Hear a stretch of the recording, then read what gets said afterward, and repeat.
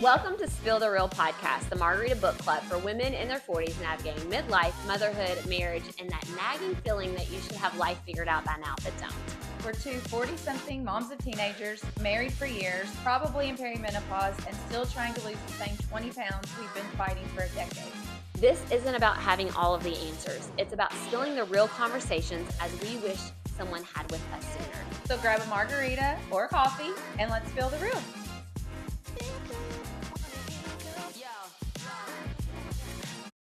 Well, we are back for episode 3 today. Who am I if I'm not who I used to be? Ooh, It's going to be a pretty strong episode. it's pretty deep. Pretty deep. Pretty deep. All right, so I have a question for you. Here's our real talk. What is part of yourself that you feel like you are rediscovering in your 40s? Rediscovering in my 40s. I feel as though, I left teaching and I started a nonprofit. And I'm really trying to figure out how everything I do doesn't have to feel good to people. Like, because I live from a very, I'm passion driven and I'm such a servant, and I'm in this, I'm a special needs advocate. I've written these books, like all these things, but I feel like whatever I do next, or like if I'm going to do something, can it really be about me and what I want, or does it have to feel good to someone else? And so I'm really trying to rediscover and make it okay that it can be good to me and it doesn't have to feel good or be for someone else. That is so true. First of all, I would really love to rediscover my hip bones, my waistline. That is what I'm really trying to rediscover today, like right now. It's not going so good. But I feel like I am trying to rediscover what I want to do, what I want to be, and what I want to focus on. I mean, how's that going for you? Well, no, I laugh, but truly, like I feel like this year is the first year in a while that I can focus on those things. That I can focus a little bit more on myself. I feel like I don't know about you, but me. I wanted to be a wife. I wanted to be a mom. I wanted to run this household. I wanted to be a teacher. I had all those aspirations for all those things, and they came true. Like, wanted to tick that off. Yeah. Tick that off. Tick that check, off. check. Right. And then the kids get older. And I have been this supportive coach's wife for the past 20 years. Neil was wanting to be a coach since he was like 14 years old. So I have tried my darndest to make sure that has been easy for him on my end. Right. I know it's not easy, but manage the house, take care of the kids. Like, I know when it's basketball season, this is what I'm going to have to do. The slack I may have to pick up, what he's not really going to be available for. And then somewhere along the way, I started realizing, well, I don't think I realized it. I think that, and then it hit me like, this is what midlife crisis, I guess, is what people start feeling, women and men. You start going, okay, I've been doing this job, I've been raising a family, and whether or not your spouse is fulfilling their own dreams or not, whatever, I forgot to decide what I wanted. So that's what you're rediscovering. Yes. Okay, so that is a great segue into today's episode. So I feel like we can just dive right in. Because if I'm not who I used to be, who I am today, right? Who I am now. And you just kind of talked about how you are kind of going through in real time this journey. So tell her, like, how old are you? Like, you're 43, right? 43, almost 44. 43. Yeah. Okay, so At what point did you be like, you woke up and said, okay, was it a certain age? Was it a certain moment that were like, I don't know who I am, or I'm not the person I used to be? Like, what was there a moment that you can remember that defined that? This time last year, I was struggling and I didn't know why. I mean, I thought I knew why, but looking back, that wasn't really why. That just shook me a little bit. And then there's, I don't know, there's been things that have happened through life that were very unexpected. Mm, And I think that also, like, you're on this trajectory and then oh, there's this bump and then oh no, now you're going this way and things you didn't expect.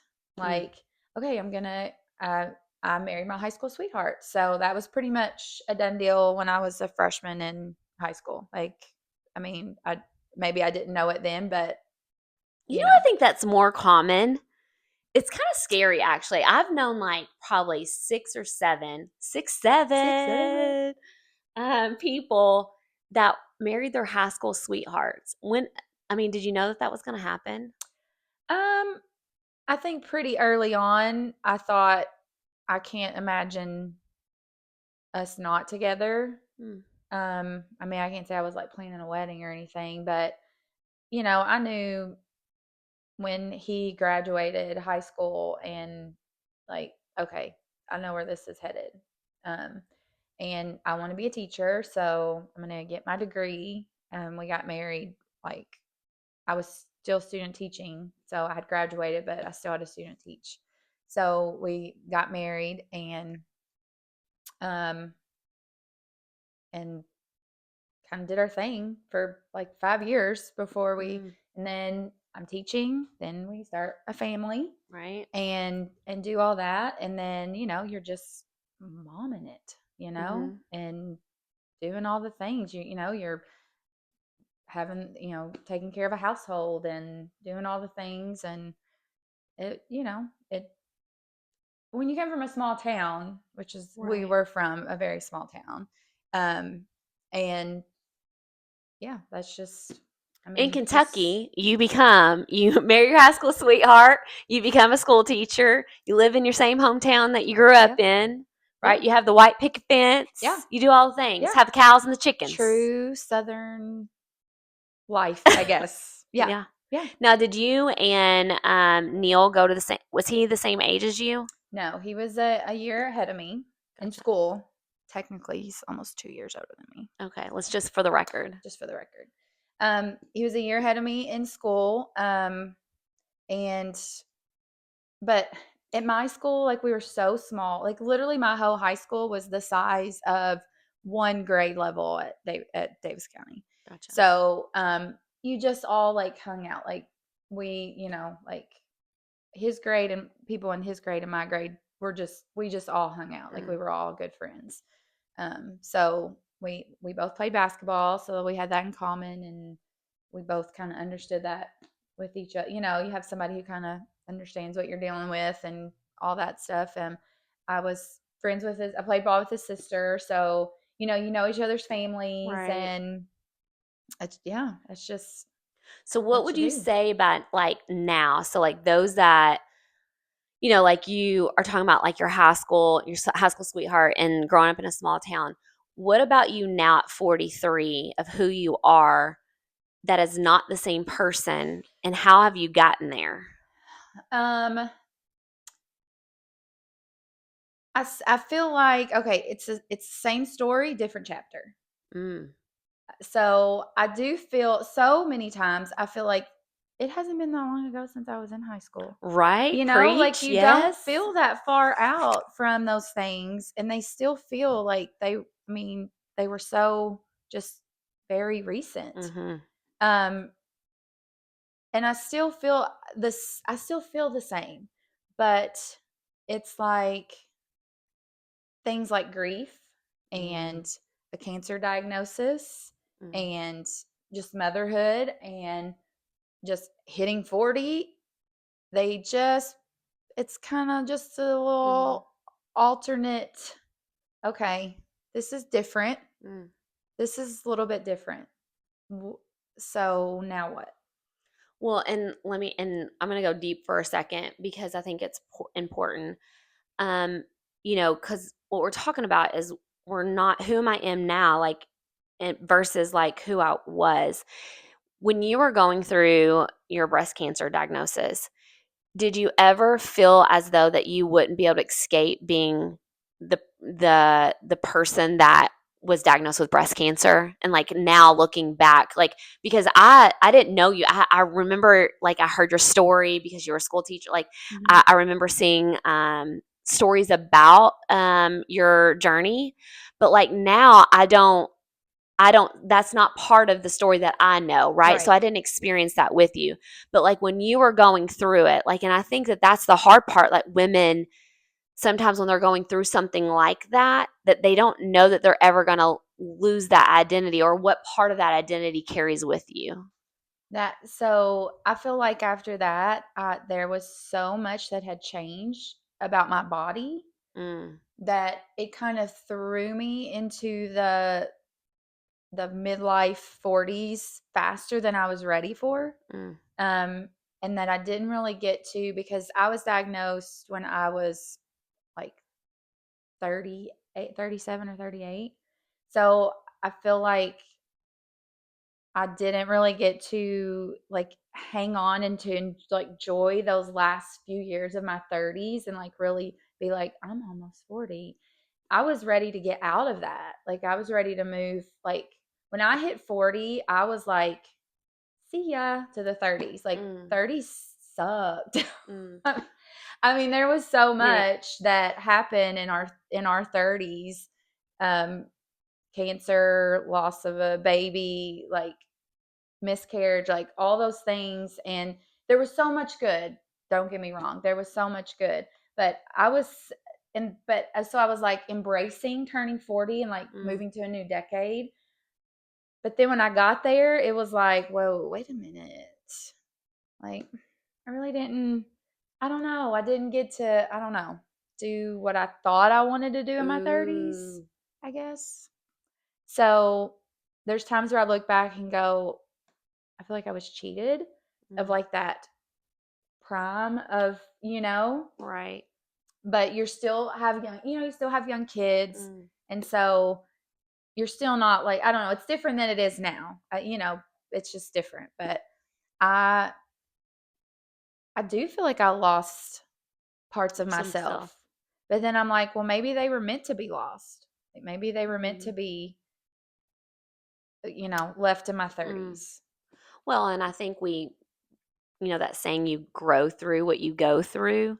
And I feel like I mean, I know you don't want to go back, right? But like, I feel as though things are that serve something and those seeds are planted and you grow through those to become and rediscovering. Like maybe you wouldn't rediscover yourself in the same way that you are right now Yeah, if you hadn't gone through with what you went through in your 30s and experienced such loss and grief and resiliency and heartache. And so because you feel like you might have missed something, I see this like light and blossom within you that was like, well, then I'm going to make it up in my 40, right. Yeah, Like, yeah. instead of, I think so many times we tend to stay in that, like, and I see you kind of starting to shift. One, because it's not something that we talk about a lot, but like, you don't stay there. And sometimes the people stay there and not able to rediscover Right. themselves or figure out how to like pull out of to come. And so like, I think you have, and you're trying to figure that out right now in real time. Probably this I'm trying. podcast wouldn't exist if Right. you weren't, right? Right. Because I remember you coming to me and being like, there's things that have happened in my life that I know is not just serving me, but something I can share to be able to serve other people. And Absolutely. because we're kind of all in this a little bit together of getting our shit together. You let me know when that happens. Yeah, I mean, like when did you feel like or has there been that moment that where you are like, okay, I'm different. Like, Mm. this is different. I feel as though me and you've talked about this, that we have very similar stories. Mhm. I got married when I was young. Now, I did not marry my high school sweetheart. Funny story though.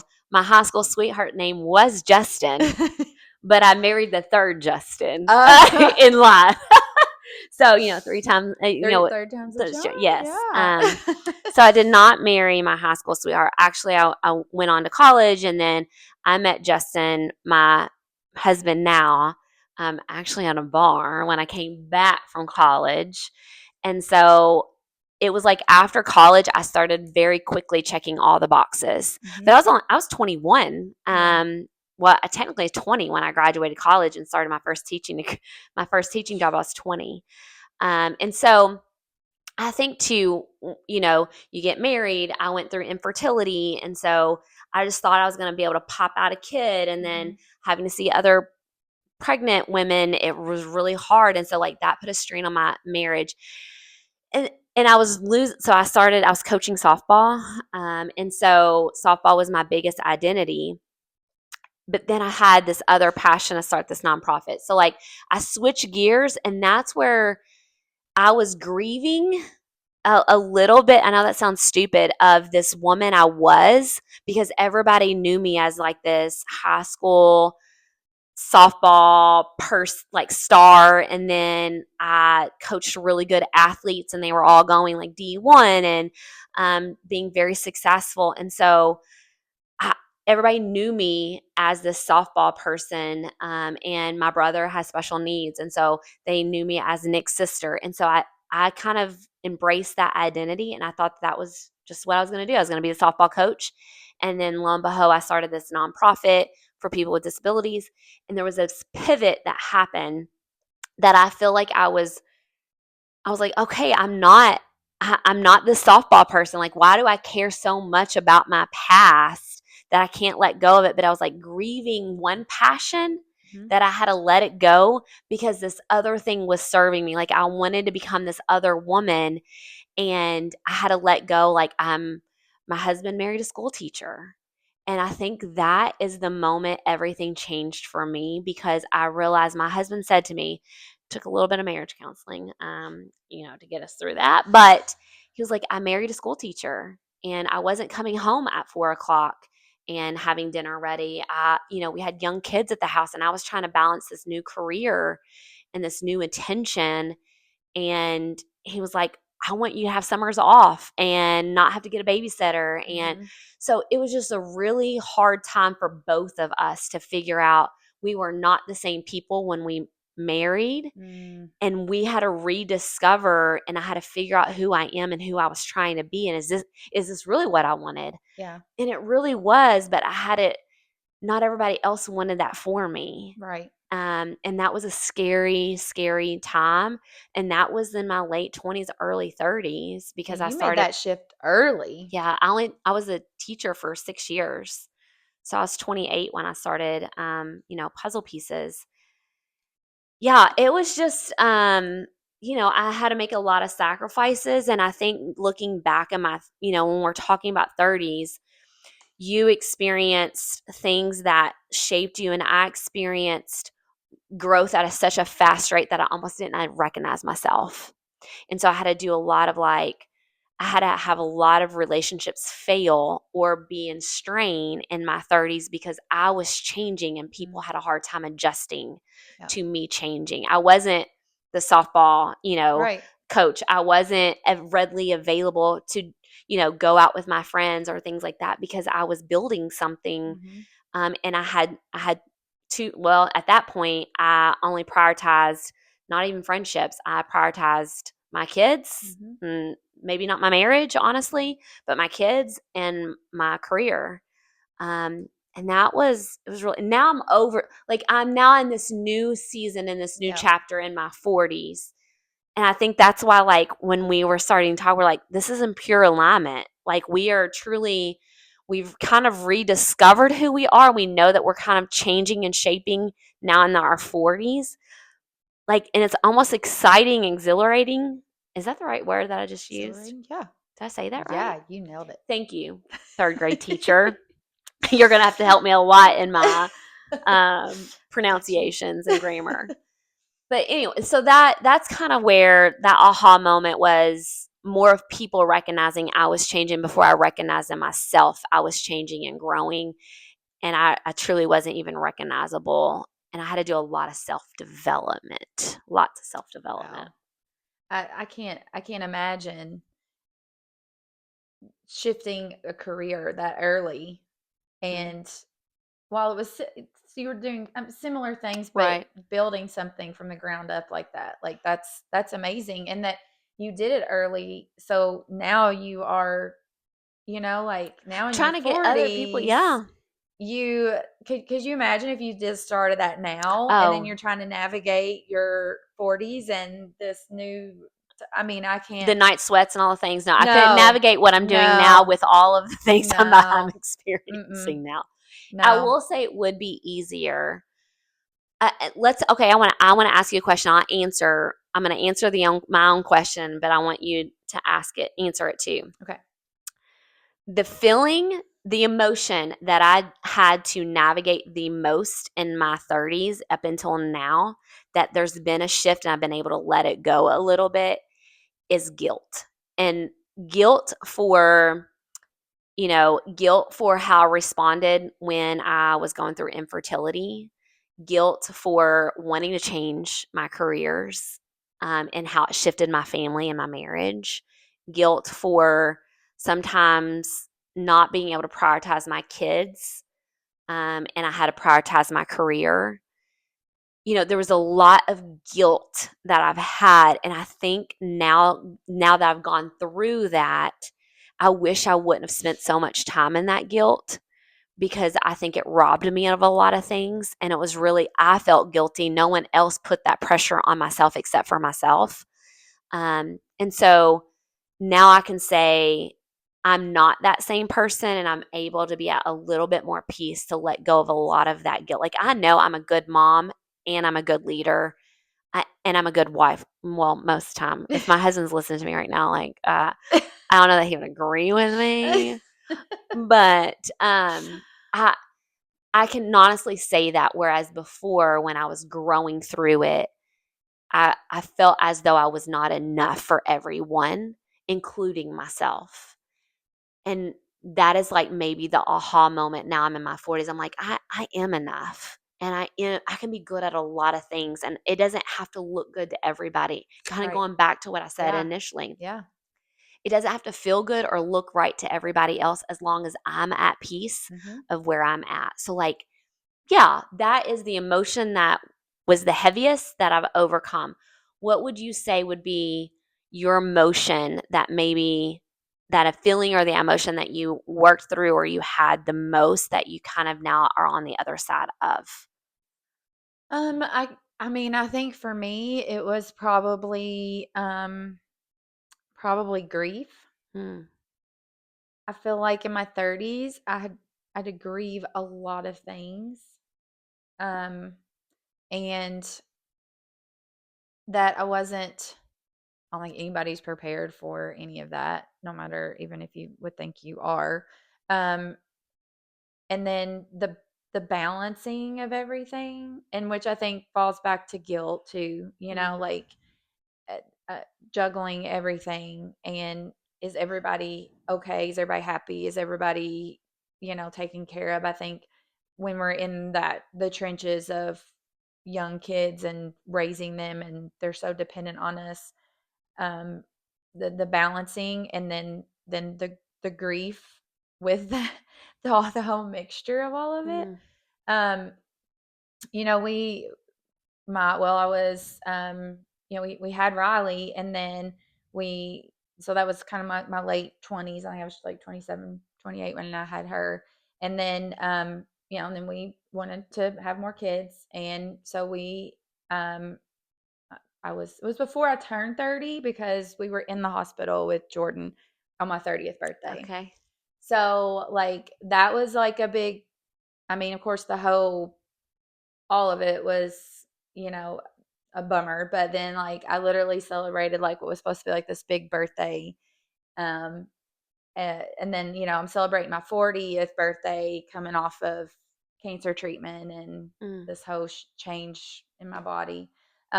So, but then then part of me goes, well, I don't need that. Like, why? Like, uh, every everybody else needed me, or I needed to take care of mm, myself, but I was like, I still was a young mom. And then just that feeling of, why, like, dummy, like, who cares if you don't get to have a big 30th birthday party or a big 40th birthday party? Like, it's not about you. It's not about, like, and feeling guilty for even wanting that, mm, or just wanting to be able to celebrate that, or just going, why am I here? Why is this happening? And then I feel like it's just this, like, whirlpool of mm, emotions that just kind of collide with each other. And then I think then you hit a point where, like, you're getting into your 40s, and then you're like, okay, that just happened, or that just happened, and now here I am. mm, And now my body's doing all this weird stuff that nobody prepared me mm, for. And so I don't know, I just feel like it's just I don't think I can pinpoint one thing, but um just as the just or my experiences, mm. grief was probably the one that I felt the most in the That's heavy. yeah, yeah. How do you feel as though does that like if somebody was listening and kind of maybe they're in their 30s kind of experiencing that same feeling of grief or they're processing a journey that they have lost someone um what would you say now that you're a few years past that like and it does probably still feel like it was yesterday, I'm Yeah, sure. yeah. So I don't want to say like you ever get over that because that's not an experience that I've ever lived. But tell me, tell them, like what would be words of advice that you would kind of give to them as they're maybe going through it since you're on the not the other side. I don't want to say that there's an other Well, side, but there is. I feel like there is an other side, and it doesn't mean you're, like, healed and you're over it or anything, but there is a other side of, once you get past the shock of it, and the years of all that, especially that first year of first. mm, That's the hardest year. mm, That's the hardest year of, like, the she passed away in July. And so, we still had all of, Christmas and all that to experience. So, but we never got to experience those things with her. So it was different. It was the what ifs. What if she was here, what would we mm, do? What if so it was a little bit different, I feel like, for us. Like, we just had a friend from home that lost her 16-year-old in a car accident.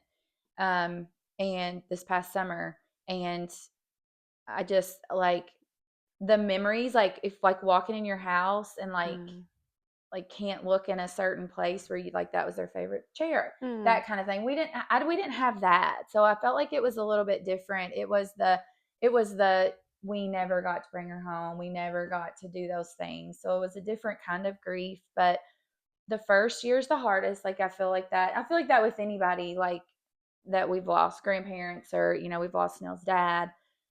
It's that first. You're trying to mm, navigate, what does it look like now? Does it look different? And for me, it should look different, but it doesn't. mm, Like, we should have mm, this at Christmas, and we don't. We went that fall break in October. We went to the beach with some friends, and it was great. It was the best trip. It was one of my favorite trips. But we were walking down to the beach, and we had just had Jax. So, um, uh, Jax was born almost the day to Jordan's passing, a year from her mm, passing. So we had Jackson. He was like 3, 4 months old. And we walked down to the beach, and we were taking family pictures. The group of we were all going down, and I didn't really think much about it. But we were walking down there, and Neil stops, and, like, all of our friends were already down there doing stuff, and he just stops, and he just starts sobbing. mm, And I was like, oh, we should have 3 kids in this Mm, picture. mm, So it was that kind of stuff that hits really hard, that takes your breath. right. But like now we still feel that, but it's just time. Mm, As a time heals all wounds, it doesn't heal. Like you still have the scars, but um you just learn how to navigate through it. mm, You've done it. Now we've done it so much. That's the norm. Like we've done it without her. So it's the norm. But um so it does get easier, and you cannot live in it. You cannot live in the grief. Like mm, you need to stay there for a little while. You need to figure out how to get to the other side of it, but you can't live there. mm. And I've seen people that I know live there for a Right. long time. And that's It's hard. hard.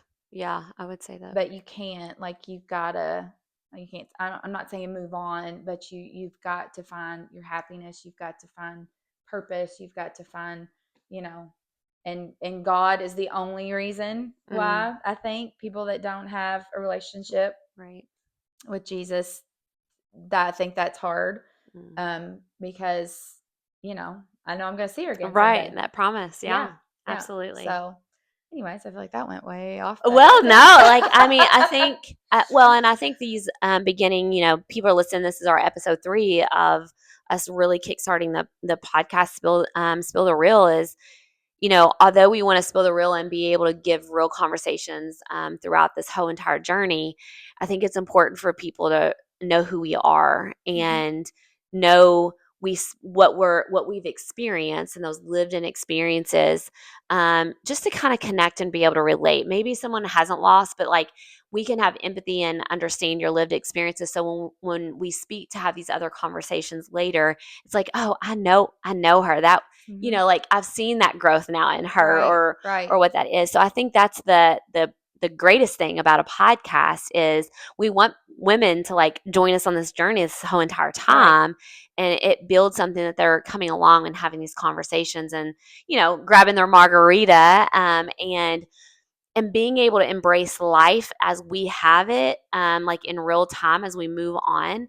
but also as we share the women we were. right. And I think in order to honor the women we're becoming, we have to be able to understand and identify the women that we were. Yeah, I feel like to know where people are, you have to know where they came from.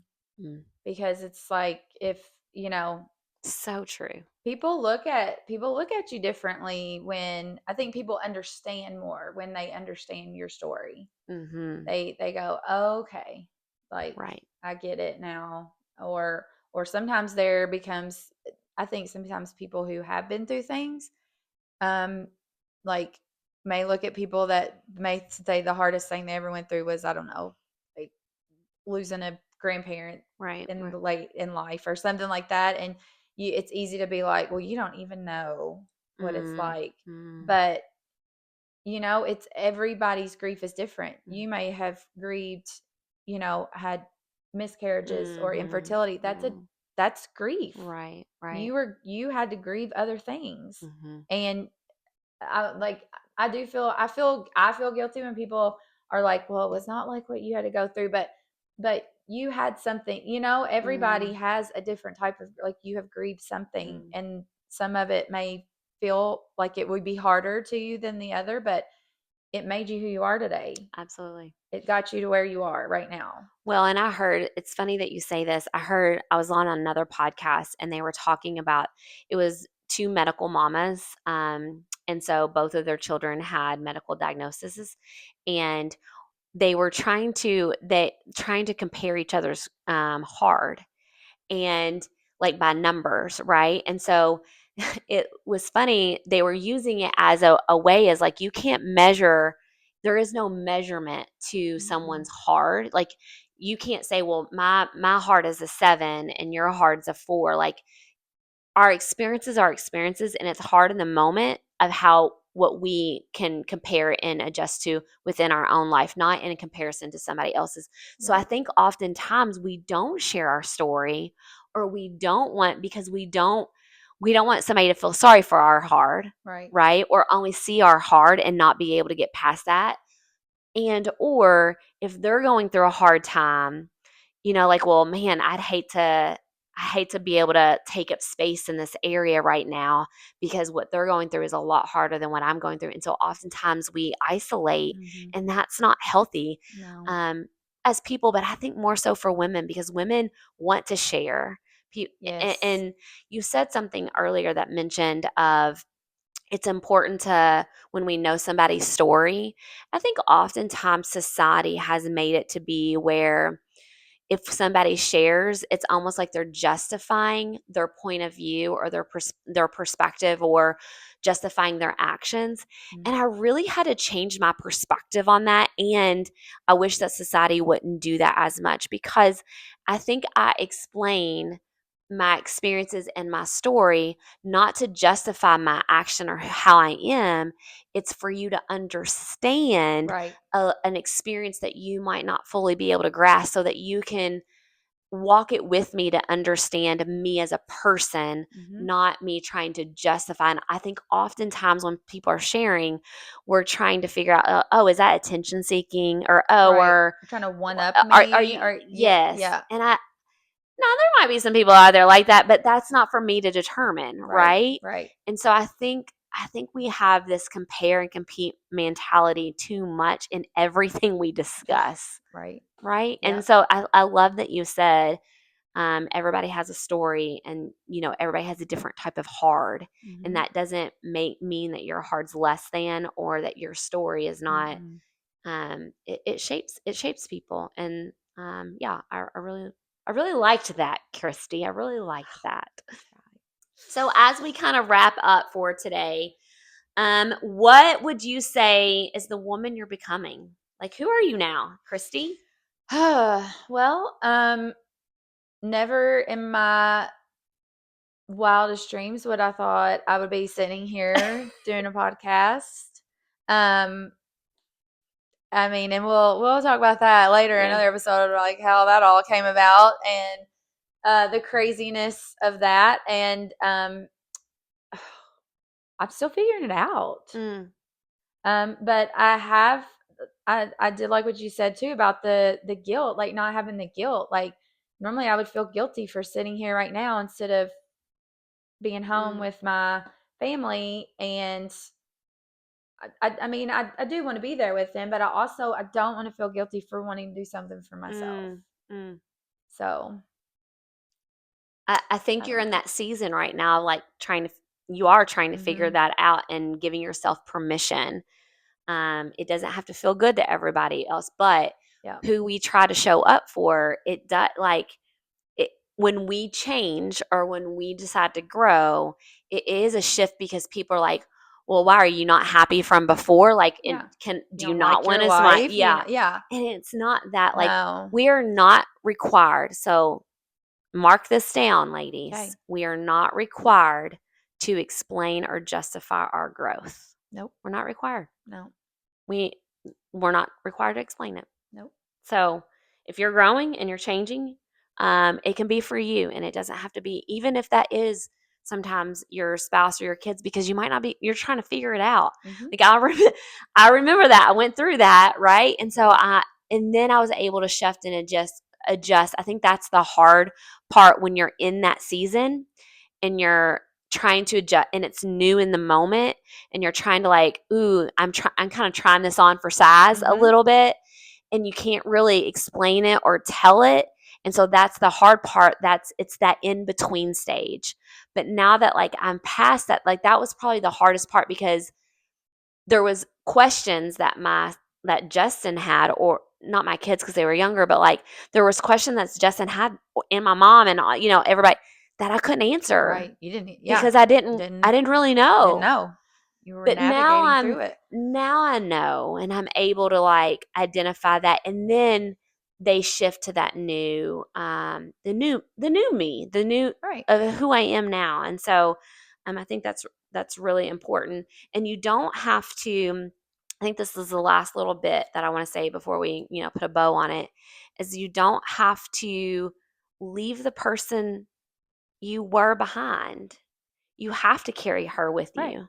Just like I dream and pray about the woman I'm becoming. I'm Mm-hmm. praying for her now because I'm still ever growing. Right. But I don't want to leave this other woman behind that was hurt and not confident and, had low self worth.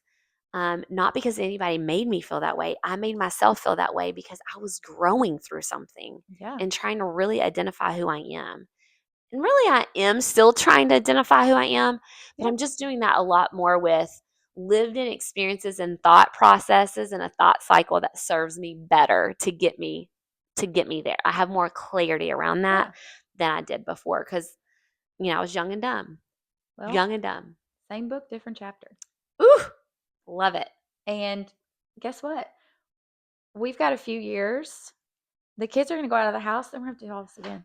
We're You're going to right. figure it all out Yeah. again. I feel like once we get it figured out, then it's going to be a new chapter. You're right. You're So right. it's like you said, ever changing, ever growing.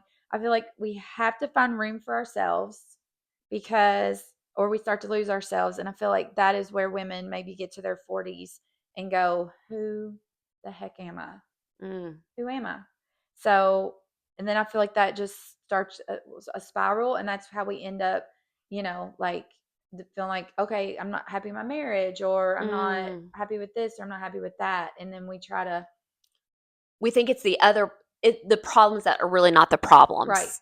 Right. In most cases, and not I don't want to speak for all of that, but Right. in a lot of cases, we're looking for outside things to be the problems when really sometimes that could be an internal discovery. Right. So don't be afraid to figure it out for yourself. Yeah. All right. Well, Christy, I think this was pretty amazing today. Yeah. So if this is something that you found yourself within the conversations that we're having, join us in this journey of spilling the real. And we have this what we like to call the Margarita Book Club, but we're really not reading any books. No books required. So, all right, that's it for today's meeting of the Margarita Book Club. Thanks for sitting with us and spilling the real for a little while. If today's conversation sounded like a lot of your own thoughts, you're definitely not alone. Follow us on social media at Spill the Real. And come back next week for another round of Real Talk. Same book club, no reading required.